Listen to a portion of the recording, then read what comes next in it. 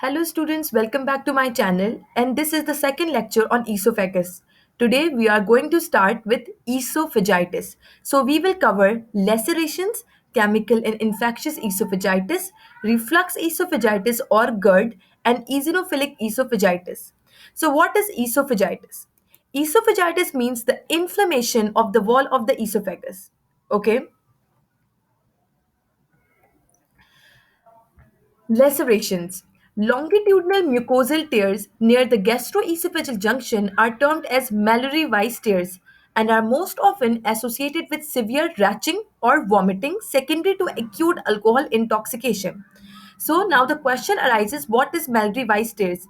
Basically, Mallory-Weiss tears are the mucosal tears in the esophagus, but near the gastroesophageal junction. That means these Mallory-Weiss tears are present in the lower half of the esophagus, which is very close to the stomach, and they are most often associated with severe retching or vomiting secondary to acute alcohol intoxication.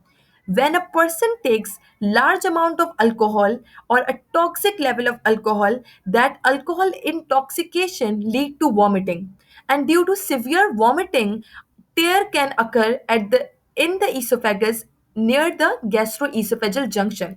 So these mucosal tears in the esophagus are called Mallory-Weiss tears.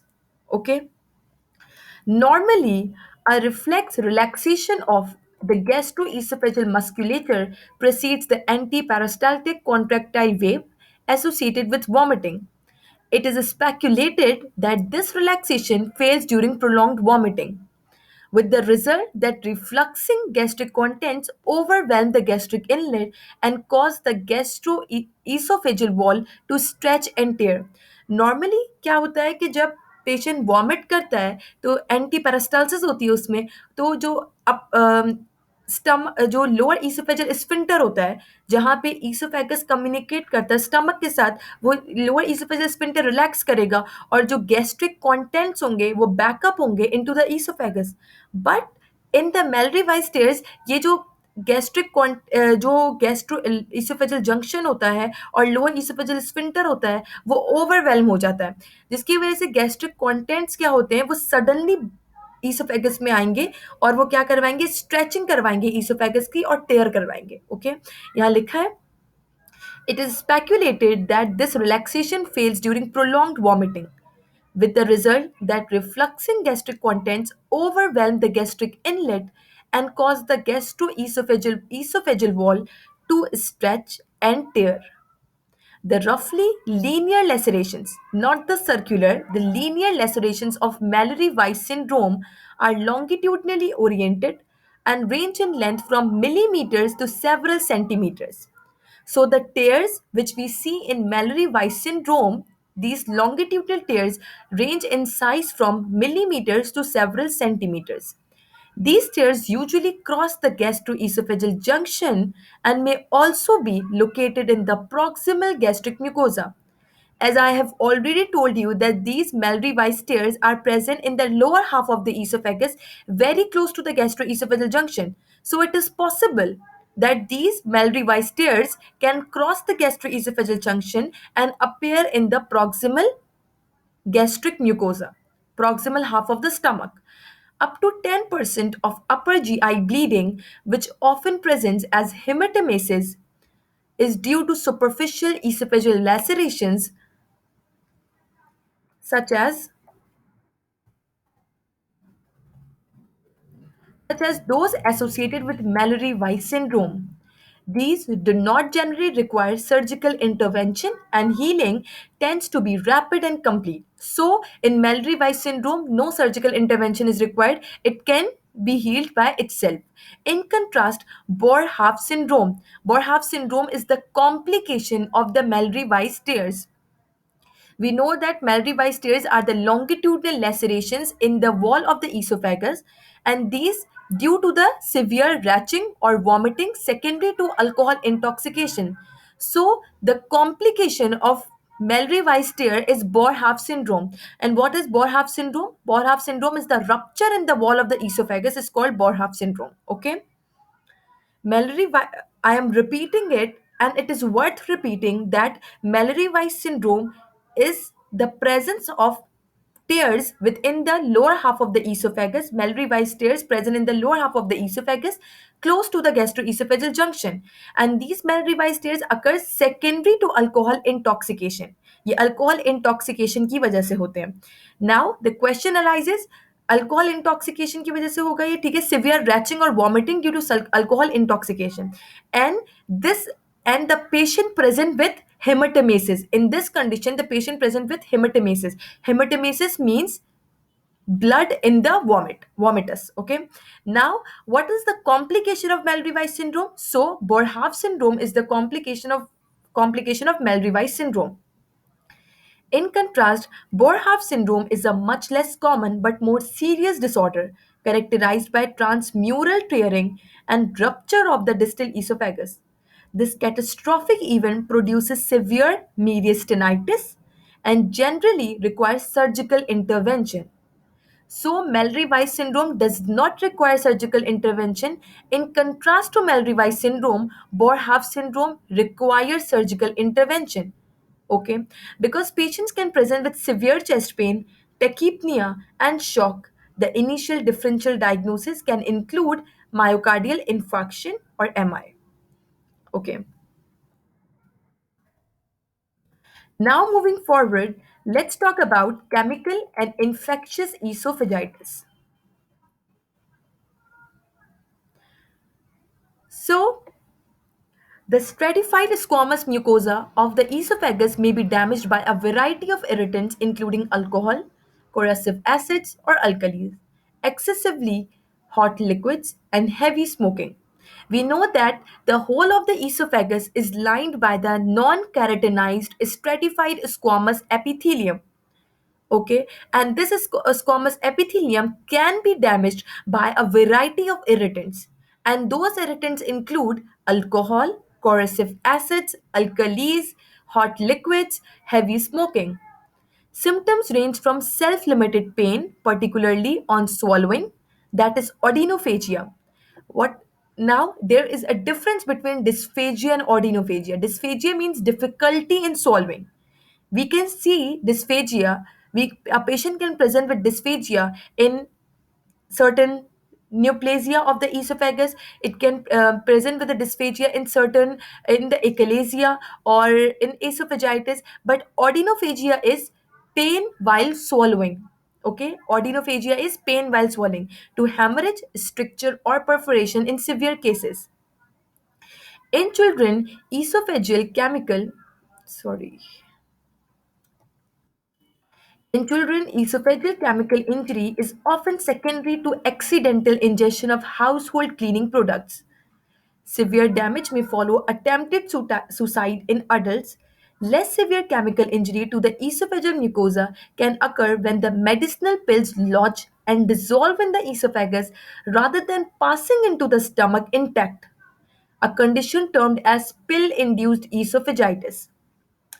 Iatrogenic chemical injury, esophageal injury, may be caused by cytotoxic chemotherapy, radiation therapy, or graft versus host disease.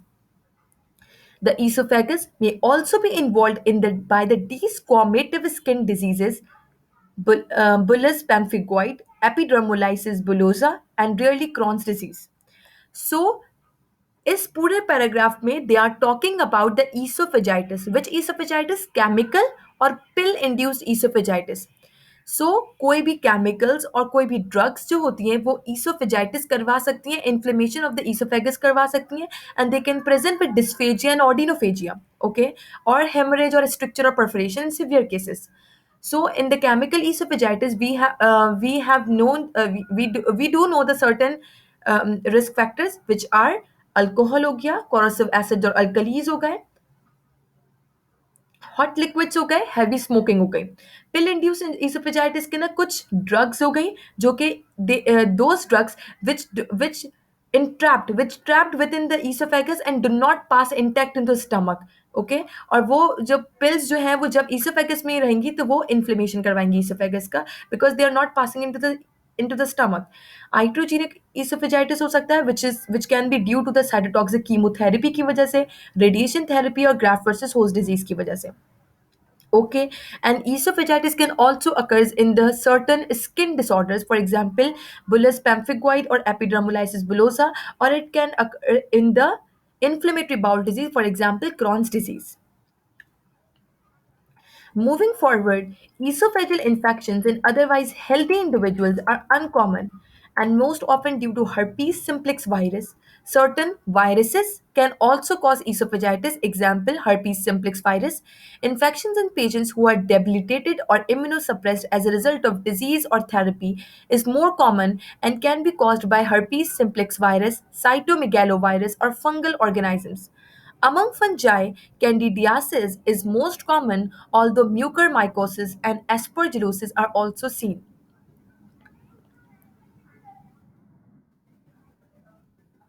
So, herpes simplex virus can also cause esophagitis, and most particularly, herpes simplex virus caused punched may cause linear ulcerations, and the cytomegalovirus cause the herpes simplex virus, I guess, cause punched out ulcers, and cytomegalovirus cause the linear ulcerations cause करते हैं ये. Okay. Morphology. Let's talk about morphology. The morphology of chemical and infectious esophagitis varies with etiology. Dense infiltrates of neutrophils are present in most cases but may be absent following injury induced by chemicals, example lye, acid or detergents, which can lead to outright necrosis of the esophageal wall. Pill-induced esophagitis frequently occurs at the site of strictures that impede passage of luminal contents. When present, ulceration is accompanied by superficial necrosis with granulation tissue and eventual fibrosis. Esophageal irradiation causes damage similar to that seen in other tissues and includes intimal proliferation and luminal narrowing of submucosal and mural blood vessels. The mucosal damage is in part secondary to this radiation induced vascular injury, as discussed in Chapter 9. Infection by fungi or bacteria can either cause injury or complicate a pre existing ulcer. Non pathogenic oral bacteria are frequently found in ulcer beds, while pathogenic organisms which account for about 10% of the infectious esophagitis may invade the lamina propria and cause necrosis of the overlying mucosa. Candidiasis, which also causes esophagitis in its most advanced form, is characterized by adherent gray white pseudomembranes composed of densely matted fungal hyphae and inflammatory cells covering the esophageal mucosa. The endoscopic appearance often provides a clue as to the infectious agent in viral esophagitis. Herpes viruses typically cause punched out ulcers. Okay, herpes virus typically cause punched out ulcers, while biopsy specimens demonstrate nuclear viral inclusions within a rim of degenerating epithelial cells at the margin of the ulcer. In contrast, cytomegalovirus causes shallower ulcerations and characteristic nuclear and cytoplasmic inclusions within capillary endothelium and stromal cells. Although the histologic appearance is characteristic, immunohistochemical stains for virus specific antigens are sensitive and specific ancillary diagnostic tools. Histologic features of esophageal graft versus host disease are similar to those in the skin and include basal epithelial apoptosis, mucosal atrophy, submucosal fibrosis without significant acute inflammatory infiltrates. The microscopic appearances of esophageal involvement in bullous pemphigoid, epidermolysis bullosa, and Crohn's disease are also similar to those in the skin. So the important point here is the herpes viruses cause punched out ulcers and the cytomegalovirus causes linear ulcerations. Okay, this was all about the chemical or pill induced esophagitis. Now let's talk about reflux esophagitis, which is very, very important according to the exam point of view. So this is the important diagram. This is viral esophagitis. That can be cytomegalovirus or herpes simplex virus. A. Postmortem specimen with multiple overlying herpetic ulcers. That means it is it is herpes virus induced esophagitis that cause punched out ulcers, okay, in the distal esophagus. B. Multinucleate squamous cells containing herpes nuclear inclusions. This is microscopic picture. And cytomegalovirus infected epithelial cells with nuclear and cytoplasmic inclusions. Okay. Now, moving forward, now let's talk about reflux esophagitis. Reflux esophagitis. Reflux means backup of content of the stomach into the esophagus. Reflux or the regurgitation of gastric content into the esophagus is called reflux esophagitis. What is this? The stratified squamous epithelium of the esophagus is resistant to aberrations from food but is sensitive to acid. We know that the stratified squamous epithelium of the esophagus is resistant to aberration from food. The food which is passing through the esophagus, that esophageal lining is resistant to that food aberration, okay, but is sensitive to acid. Submucosal glands, which are most abundant in the proximal and distal esophagus, contribute to mucosal protection by secreting mucin and bicarbonate. More importantly, the tone of the lower esophageal sphincter prevents reflux of acidic gastric contents which are under positive pressure and would otherwise enter the esophagus. So, the point which is important here to remember is that there is a normally there is a mucosal protection to the esophagus. Okay, there is a mucosal protection to the esophagus which is provided by mucin and bicarbonate which is secreted by the submucosal glands. Okay, so the first protection is by the submucosal glands which secrete mucin and bicarbonate. The second protection to the esophageal wall is through the tone of the lower esophageal sphincter. That tone of the lower esophageal sphincter prevents the reflux of gastric contents from the stomach into the esophagus. Normally, this does not happen. Normally, our food, when goes from the esophagus to the stomach, does not goes back from the stomach into the esophagus because of the strong tone or good tone of the lower esophageal sphincter.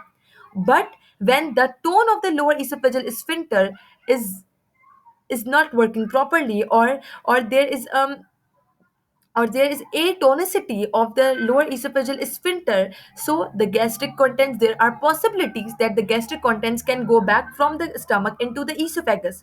So this regurgitation of stomach contents into the esophagus can cause reflux esophagitis. Okay. More importantly, the tone of the lower esophageal sphincter prevents the reflux of gastric acidic contents which are under positive pressure and would otherwise enter the esophagus.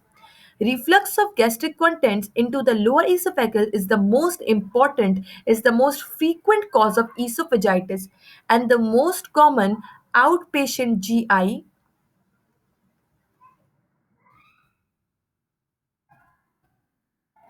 diagnosis in the United States.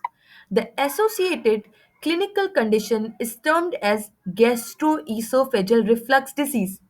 So जब stomach का content जो है acidic stomach content gastric content when regurgitate back into the esophagus, it causes reflux esophagitis, and the associated clinical condition with reflux esophagitis is called GERD, or we can simply say that reflux esophagitis is also called GERD.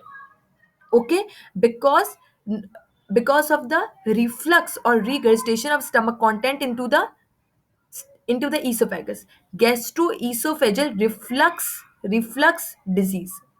Now let's talk about pathogenesis of the GERD.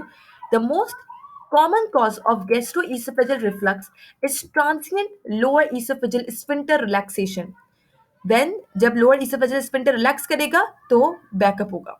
This is thought to be mediated by via vagal pathways and can be triggered by gastric distension, by gas or food, mild pharyngeal stimulation that does not trigger swallowing and stress. Gastroesophageal reflux can also occur following swallow induced lower esophageal sphincter relaxation or due to the forceful opening of relatively hypotensive lower esophageal sphincter by an abrupt increase in intra abdominal pressure, such as that due to coughing, straining, or bending.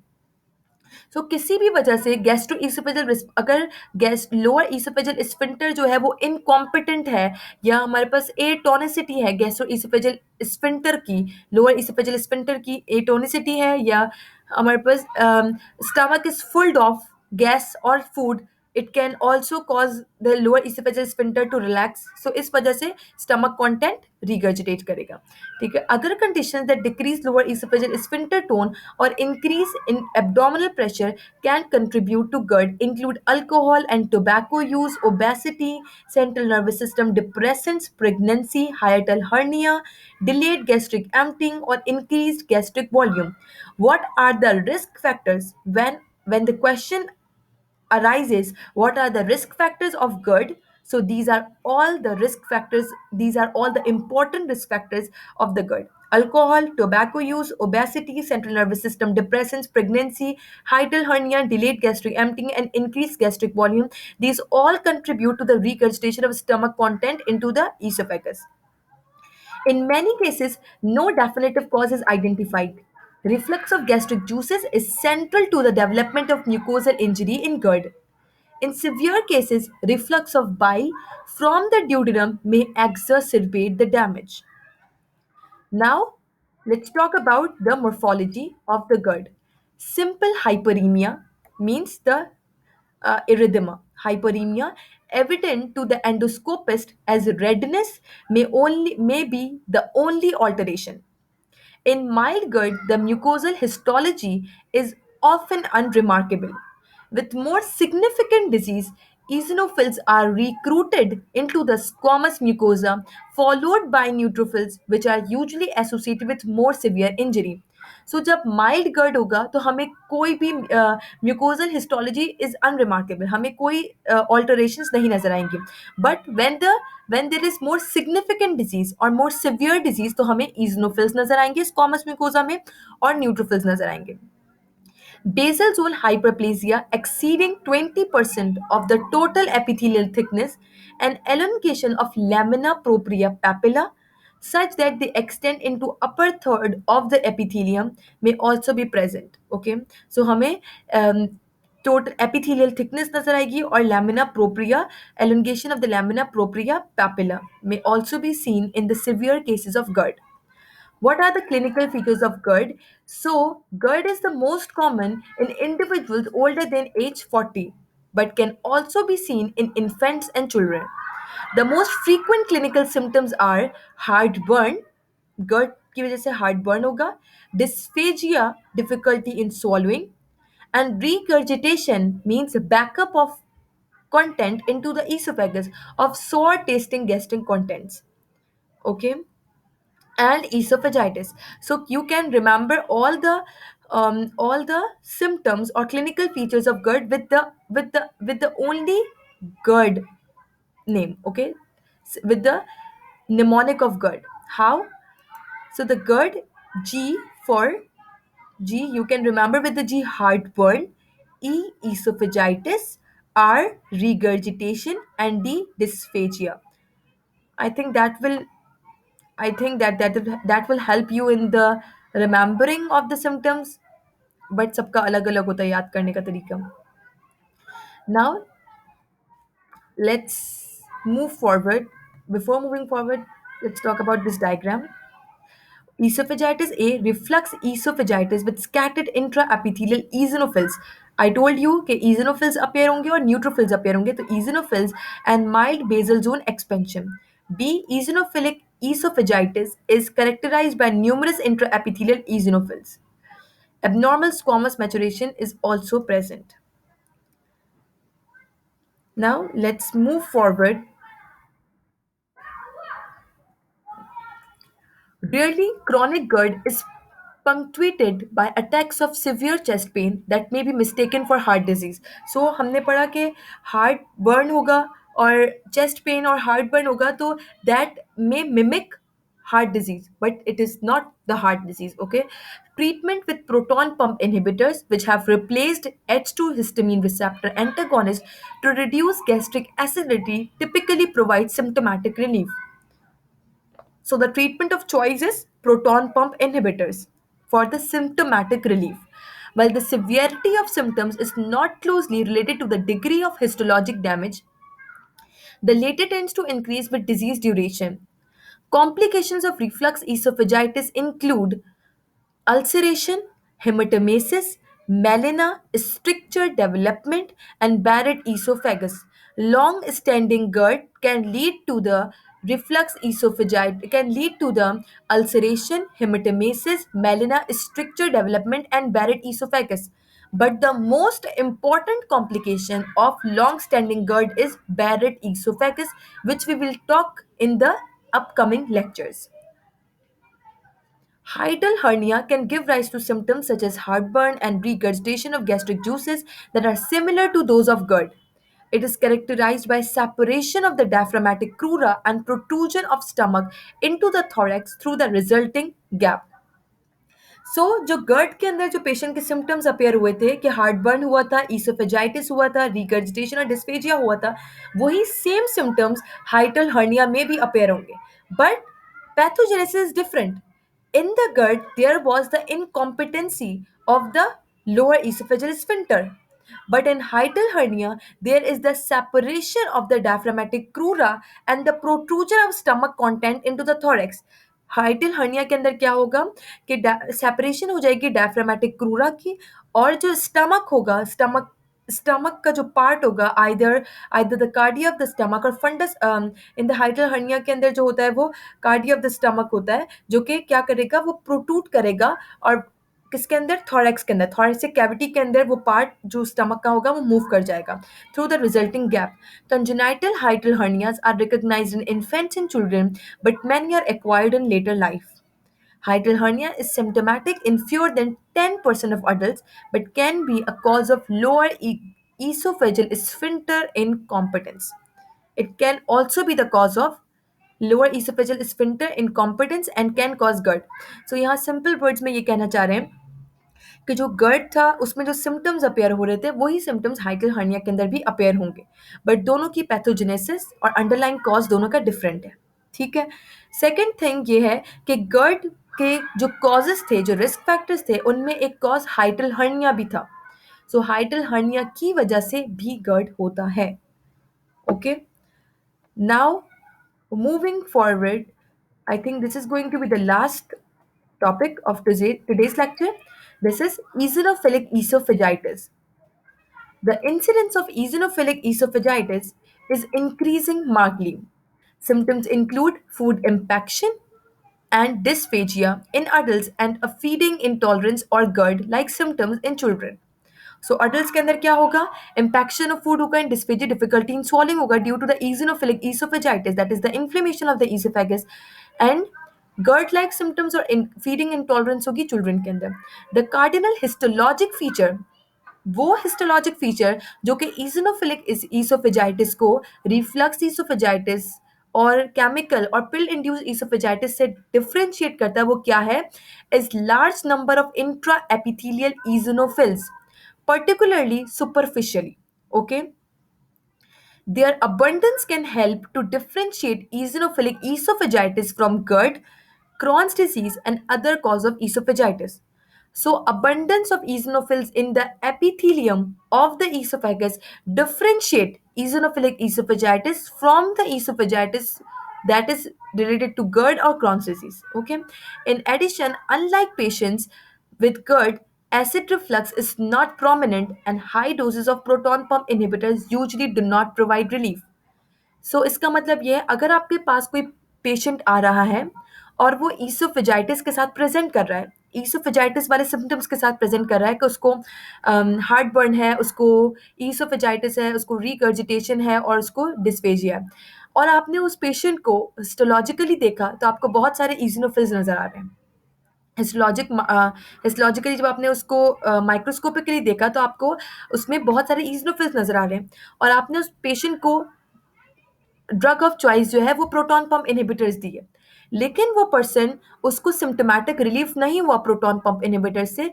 इसका मतलब ये हुआ कि वो जो oesophagitis था वो girt से रिलेटेड नहीं था, वो क्रॉस डिजीज से रिलेटेड नहीं था। वो किससे रिलेटेड था? वो ईजिनोफिलिक ईसोफेजाइटिस है। बिकॉज ईजिनोफिलिक ईसोफेजाइटिस में हमें लार्ज नंबर ऑफ ईजिनोफिल्स नजर आते हैं, और उसको सिम्टोमेटिक रिलीफ जो है वो किससे नहीं मिलता? Proton pump inhibitors do not provide the symptomatic relief in eosinophilic esophagitis. Okay, these are the two important points to remember in case of eosinophilic esophagitis, which help us in distinguishing this disease from the other diseases, from other causes of esophagitis. The majority of individuals with eosinophilic esophagitis are atopic, and many have atopic dermatitis, allergic rhinitis, asthma, and modest peripheral eosinophilia. So, family history is common in eosinophilic esophagitis. Treatments include dietary restrictions to prevent exposure to food allergens such as cow's milk and soy products, and topical or systemic corticosteroids. These are the these are the drugs of choice, topical or systemic corticosteroids. Okay, this was all about today's lecture. Thank you so much.